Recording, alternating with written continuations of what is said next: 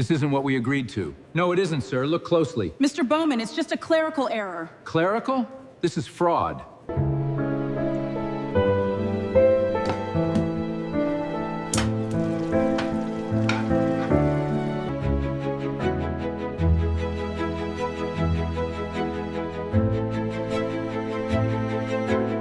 Does this look familiar to you, Mr. Crawford?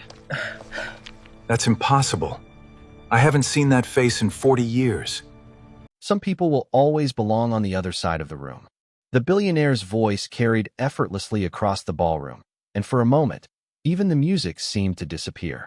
Hundreds of guests turned toward the center of the gala as champagne dripped slowly from the sleeve of Ava Brooks's black uniform onto the polished marble floor. Crystal chandeliers sparkled overhead. A string quartet continued playing somewhere near the stage. Yet every eye in the room remained fixed on the waitress standing beside one of the most powerful men in America. William Foster lowered his empty champagne glass and offered a smile that never reached his eyes. Several guests laughed nervously. Others looked away. Nobody wanted to challenge a billionaire during the most prestigious charity gala in Chicago. Ava stood perfectly still. The cold champagne soaked through her sleeve, but she refused to react. Her hands remained steady. Her posture remained straight. Her expression remained calm. William glanced at the stains spreading across her uniform. "You should not take it personally," he said lightly. "Accidents happen." More laughter followed. Ava knew exactly what had happened. The ballroom knew too. The glass had not slipped. The movement had been deliberate, small enough to deny, public enough to humiliate. She could feel the weight of every stare in the room. Wealthy donors, corporate executives, politicians, reporters. They were all watching to see how the waitress would respond. Some expected anger. Some expected tears. Some expected her to leave. Instead, Ava simply picked up a linen napkin from a nearby tray and gently blotted the champagne from her sleeve. "Of course, sir," she said quietly. The simplicity of her response seemed to surprise people. Even William looked briefly disappointed. It was as if he had prepared himself for a confrontation that never came. The gala resumed around them. Conversations slowly returned. The orchestra continued playing. Servers moved between tables carrying silver trays and sparkling glasses. Yet Ava noticed something that nobody else seemed to see. Near the main stage, several organizers were gathered around a table covered with documents. Their expressions looked worried. One man kept checking his watch. Another repeatedly flipped through pages inside a large binder. Something was wrong. Ava moved through the ballroom, continuing her work, but her eyes occasionally returned to the group. 20 minutes later, she passed close enough to overhear part of their conversation. "The numbers do not match," one organizer whispered. "If this version gets signed tonight, the entire donation fund could be affected." Another shook his head. "We do not have time. Mr. Foster is expecting the final presentation in less than an hour." Ava continued walking, but the words stayed with her. The numbers do not match. She had heard similar conversations years ago while helping her late father review financial paperwork at their kitchen table. Her father always said that mistakes inside important documents rarely stayed small for long. Across the ballroom, William stood surrounded by admirers beneath the glow of crystal chandeliers. Confidence followed him wherever he went. People listened when he spoke. People laughed when he joked. People stepped aside when he walked past. Ava glanced once more at the worried organizers near the stage. Then she looked down at the stain still visible on her sleeve. Most people in the room believed her evening had already been defined by a moment of humiliation. They had no idea that something far more important was about to begin. Ava Brooks finished her shift long after most guests had left the ballroom, but the events of the evening refused to leave her mind. The stain from the champagne had mostly disappeared after careful cleaning, yet the memory remained as clear as ever. Outside the hotel, the cool Chicago air carried the distant sounds of traffic beneath a sky filled with city lights. She walked 3 blocks to the train station with tired feet and a restless mind. Most people would have focused on the humiliation. Most people would have replayed the billionaire's words over and over. Ava found herself thinking about something else entirely. The worried faces near the stage. The missing numbers. The urgency in their voices. 40 minutes later, she stepped into the small apartment she shared with her mother. The familiar scent of tea and old books greeted her. A lamp glowed softly beside the living room window. Family photographs lined a shelf near the wall. Her mother was already asleep. Ava moved quietly through the apartment and sat at the kitchen table where stacks of notebooks remained from years earlier. Few people knew that before life changed course, she had been one of the strongest students in her hospitality management program. Her professors once predicted she would eventually help run major hotels across the country. Then her father passed away unexpectedly. Medical bills followed. Her mother's health declined. College became impossible. Work became necessary. Yet Ava never stopped learning. She still read industry reports. She still studied business operations. She still believed knowledge mattered. As midnight approached, she opened her laptop and searched for information about the charity foundation connected to the gala.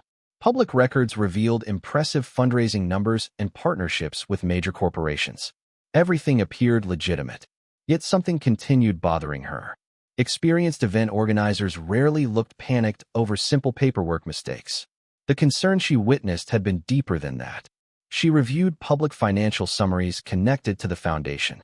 Most seemed ordinary. Then she noticed several references to a major donation agreement scheduled for final approval following the gala. The amount involved exceeded $20 million. Ava leaned closer to the screen. The figure immediately explained the tension she had witnessed. A mistake involving that amount could affect countless programs and families. Her father's voice echoed in her memory. He often told her that details hidden inside documents could change lives. People usually paid attention to speeches and headlines. Very few paid attention to the paperwork underneath.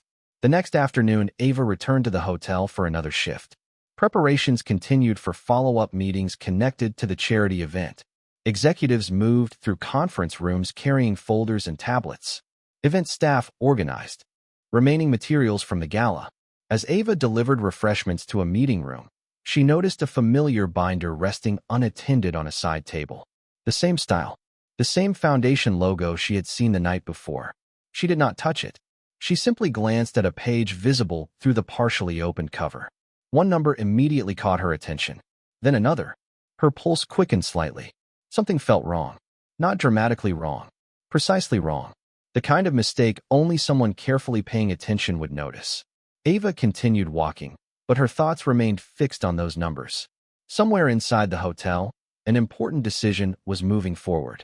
And for reasons she could not yet explain, she was beginning to suspect that the people making it were trusting the wrong information. The following morning, the Hawthorne Regency Hotel seemed to operate with its usual elegance and precision. Guests checked in beneath towering crystal chandeliers. Business travelers crossed the marble lobby carrying briefcases and coffee cups. Staff members moved efficiently through hallways preparing conference rooms for another day of meetings. Yet beneath the polished surface, Ava Brooks could sense an unusual tension. She noticed it in hurried conversations that stopped when others approached. She noticed it in the worried expressions of event coordinators reviewing paperwork. Most of all, she noticed it in the large conference room reserved for executives connected to the charity foundation.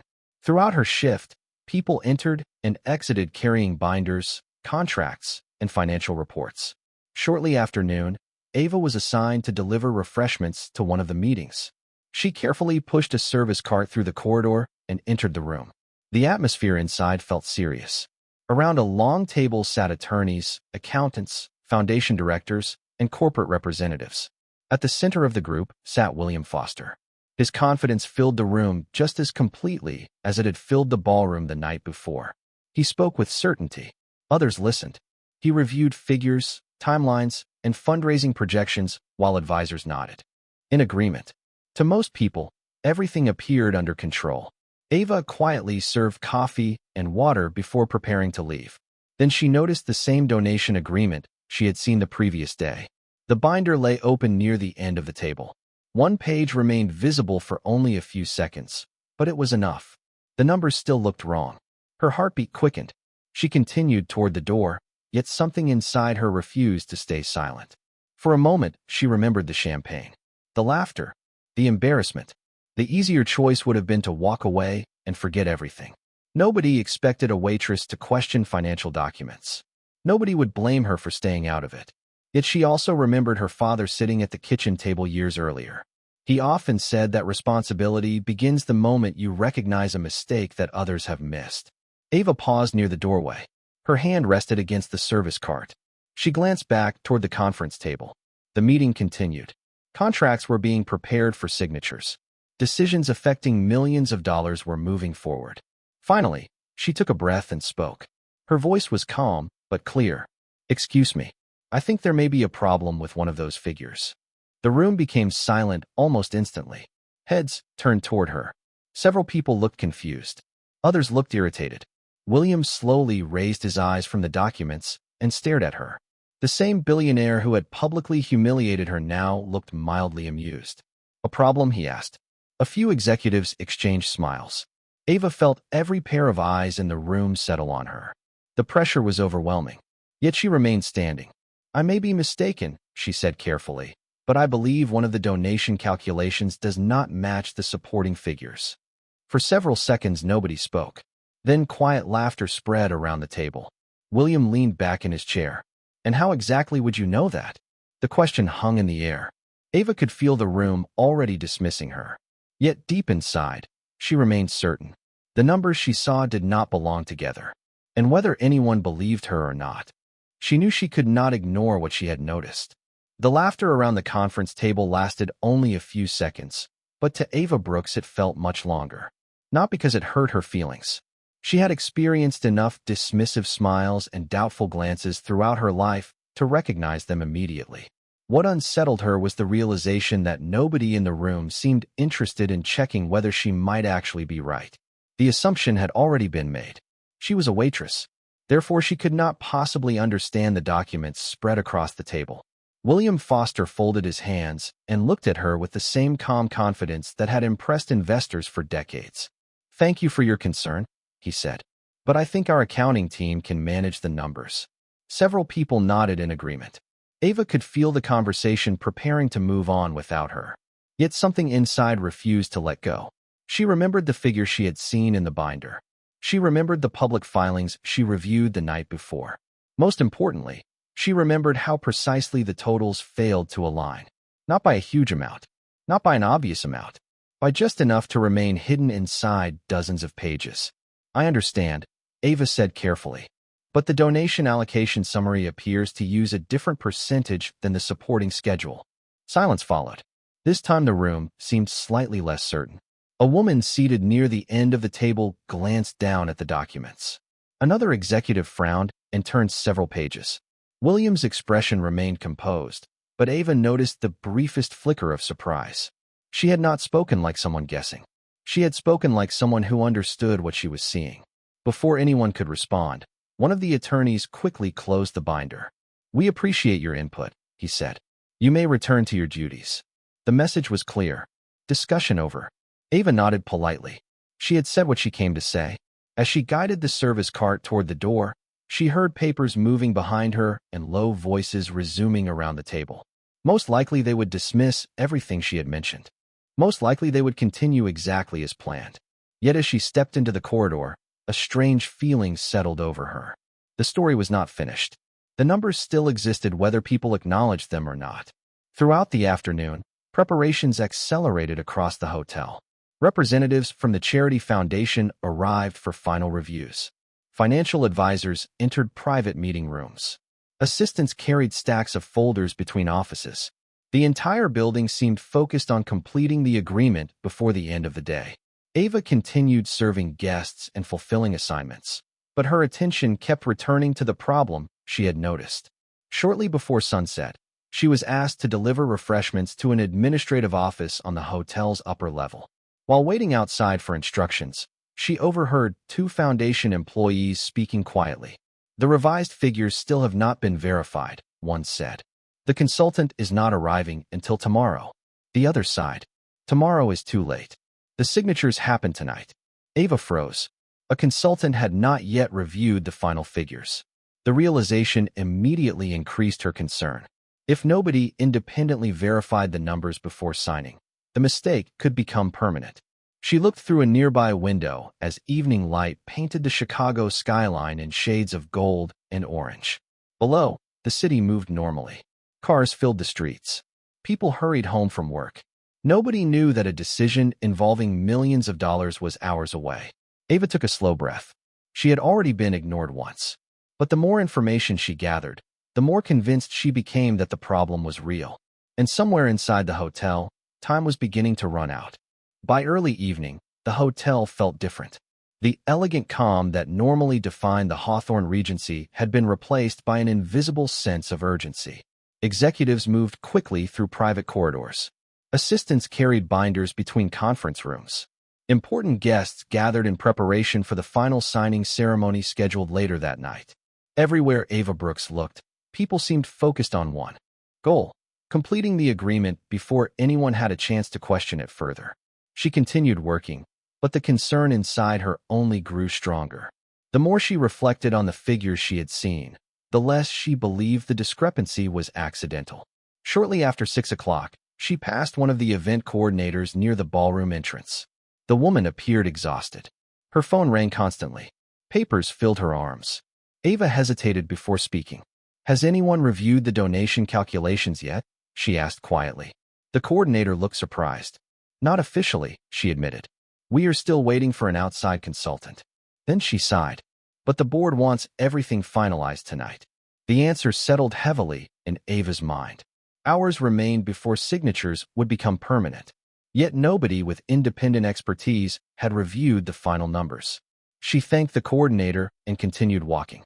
Across the lobby, large banners displayed photographs of smiling children and community programs supported by the Charity Foundation.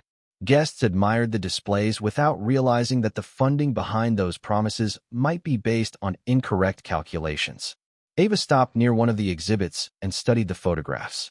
Families, students, community centers. Real people depended on the success of the programs being discussed upstairs. Suddenly, the issue felt larger than documents and spreadsheets. If the figures were wrong, the consequences would reach far beyond the walls of the hotel.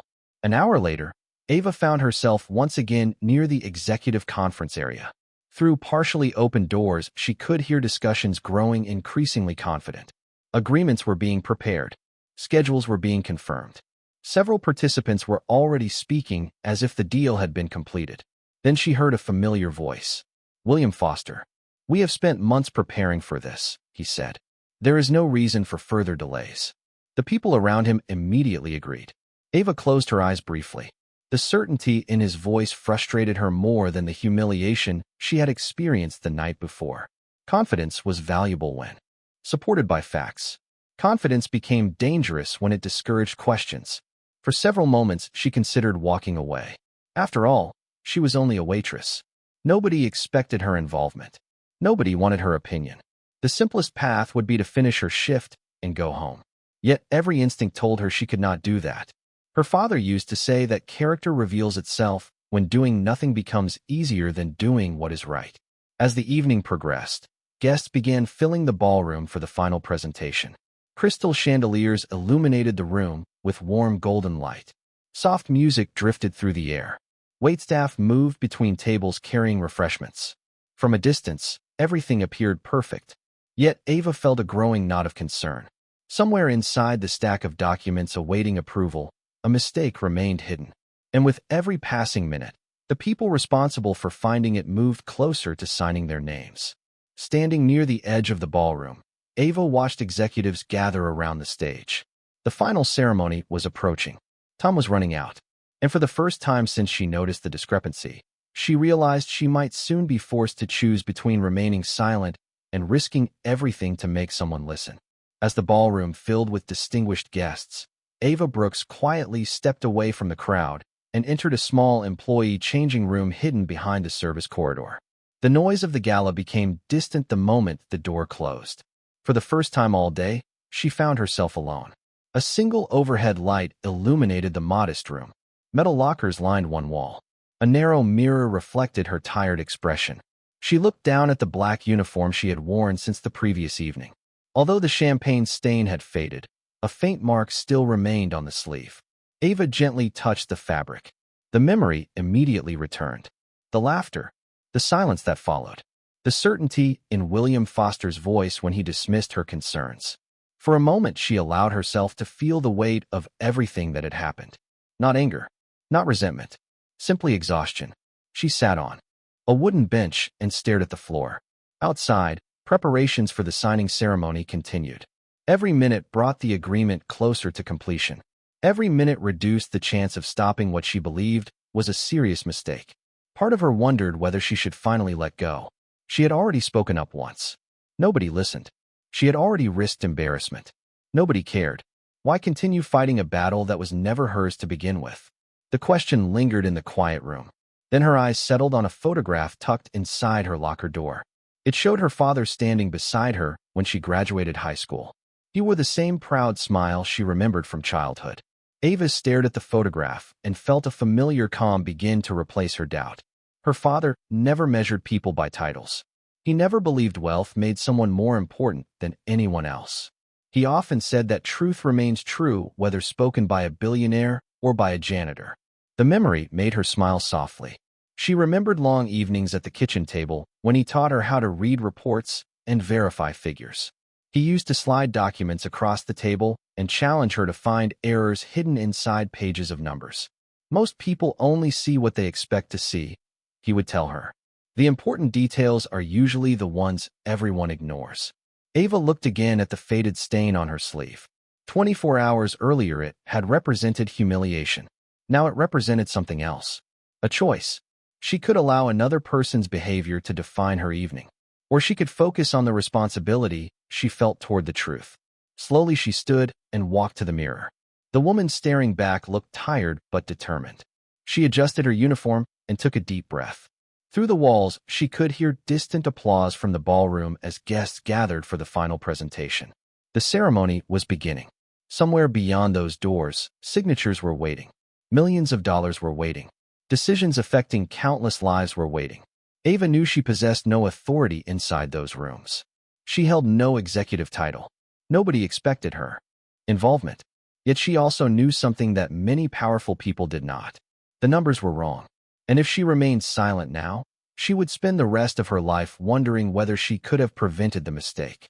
The realization settled inside her with unexpected clarity. When Ava finally opened the changing room door, the noise of the gala returned. The corridor stretched before her beneath warm golden lights. She stepped forward with calm determination. Whatever happened next, she had already made her decision. She would try one final time to make someone listen. When Ava Brooks stepped back into the ballroom, the final presentation had already begun. Hundreds of guests sat beneath the glow of crystal chandeliers while executives and foundation leaders gathered near the stage.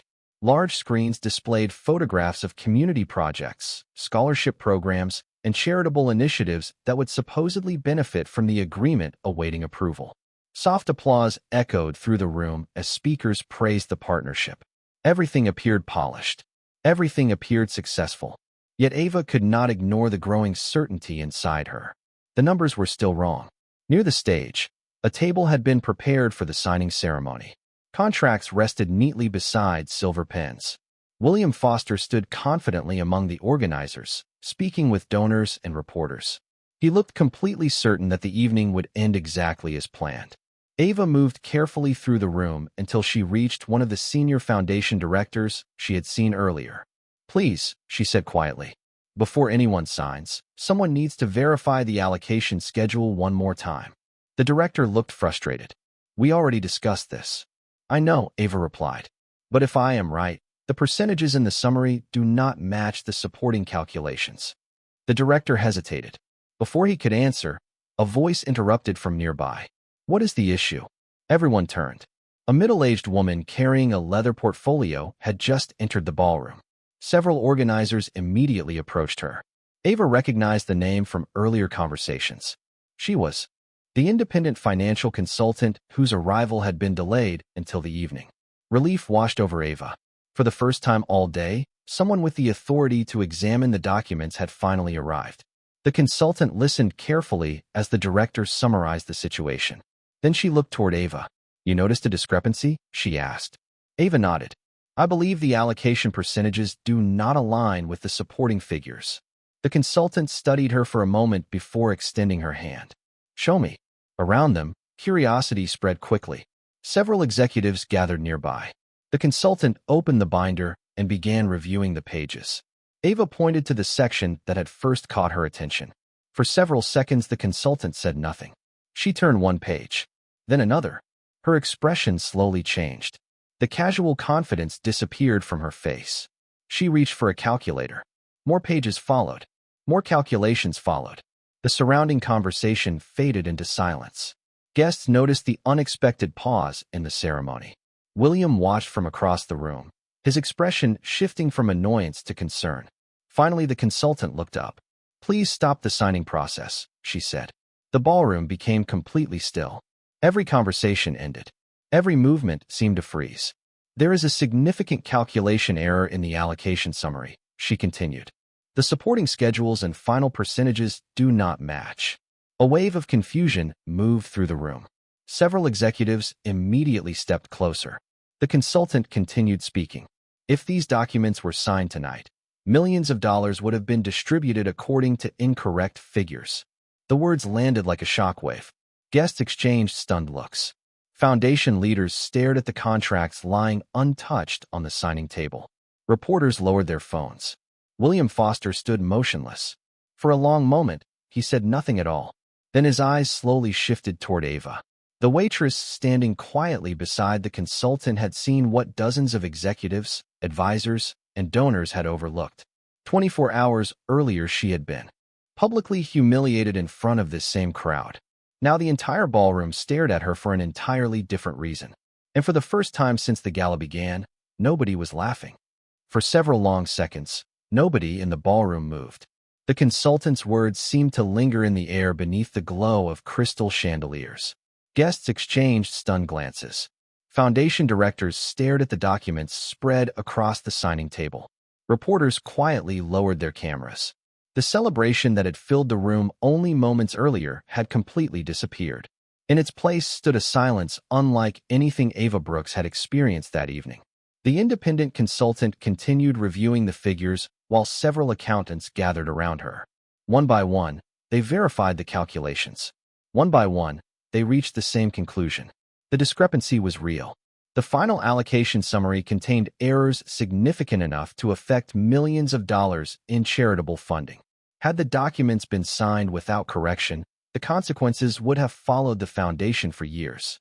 Ava stood quietly near the edge of the gathering. She did not smile. She did not seek attention. She simply watched as the truth finally spoke for itself. Across the room, William Foster remained motionless. The confidence that had followed him throughout the gala was gone. For the first time since Ava met him, he seemed genuinely uncertain. Several executives approached him with questions. Advisors requested immediate discussions.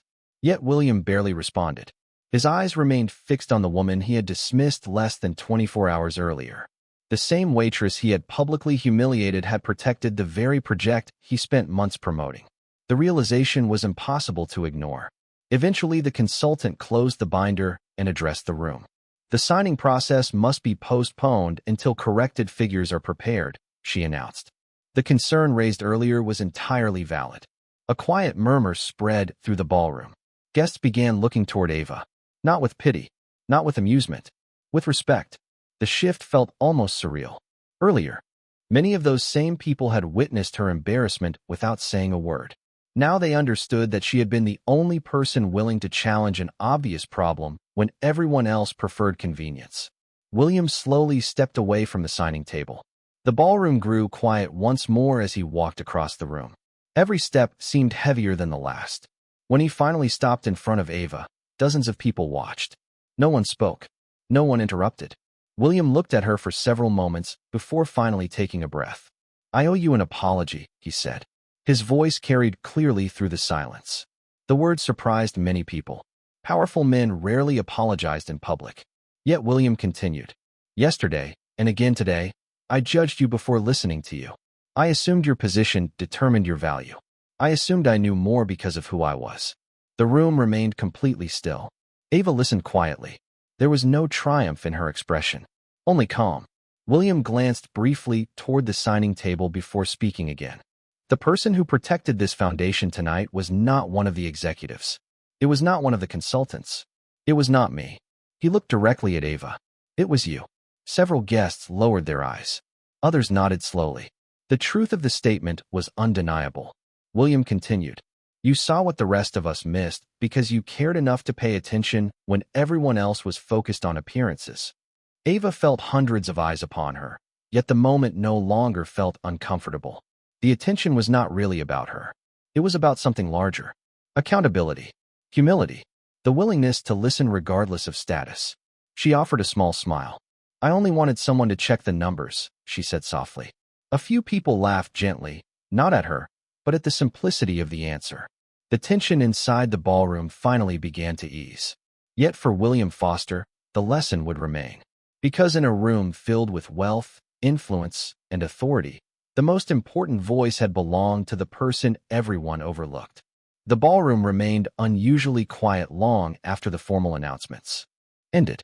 Guests continued speaking in low voices as revised documents were collected and the signing ceremony was postponed. Conversations that had once revolved around success and celebration now centered on accountability and reflection. Yet amid all the discussion, Ava Brooks felt an unexpected sense of calm. The pressure that had followed her throughout the past 2 days had finally lifted. The truth no longer depended on her. It now existed in plain sight for everyone to see. A short time later, foundation directors gathered near the stage to discuss next steps. Financial teams began preparing corrected reports. Advisors scheduled additional reviews. What could have become a costly mistake had been stopped before it was too late. Across the ballroom, William Foster remained engaged in conversations with donors and board members, but something about him seemed different. The certainty that once dominated every room he entered had been replaced by a quieter presence. He listened more than he spoke. He asked questions rather than providing answers. Several people noticed the change. As the evening gradually came to an end, guests began collecting coats and preparing to leave. The orchestra had stopped playing. The chandeliers still illuminated the ballroom with warm golden light, but the atmosphere now felt softer and more thoughtful. Ava quietly resumed helping her colleagues clear tables and organize equipment. Despite everything that had happened, she saw no reason to behave differently. Work still needed to be done. Near midnight, the final guests departed. The enormous room that had been filled with hundreds of voices slowly emptied until only a handful of staff members remained. Ava placed the last stack of folded linens onto a service cart and looked around the ballroom. The stage stood empty. The signing table had been removed. Only reflections from the chandeliers remained scattered across the polished floor. For a moment, she simply stood there, taking in the silence. Then she heard footsteps approaching. William Foster stopped beside her.